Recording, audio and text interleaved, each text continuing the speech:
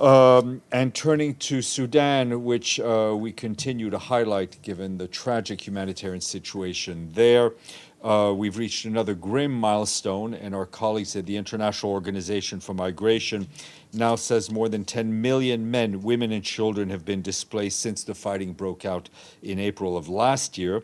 This means that 20% of Sudan's population, that's 1 in 5 people living in the country, have been forced to flee in the span of just 15 months.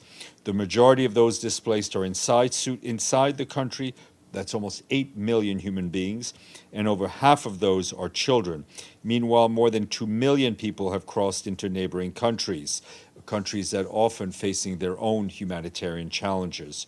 The humanitarian community in Sudan is doing everything possible to scale up assistance for people in need, including those who have fled the fighting. Today, our colleagues at UNHCR announced the delivery of relief items for 2,000 displaced and vulnerable families in East Darfur. And over the weekend, the World Food Programme announced the delivery of food assistance for more than 120,000 internally displaced people in South Kordofan. However, aid organizations in Sudan continue to face major challenges, including the ongoing insecurity, access constraints, and funding shortfalls.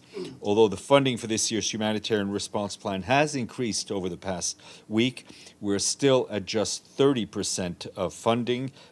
And we're at more than halfway through the year, with $820 million so far received in cash of the 2.7 billion US dollars that are needed. We urgently appeal to those who have pledged to turn those pledges into cash, and those who have not pledged to turn into pledges and give us cash.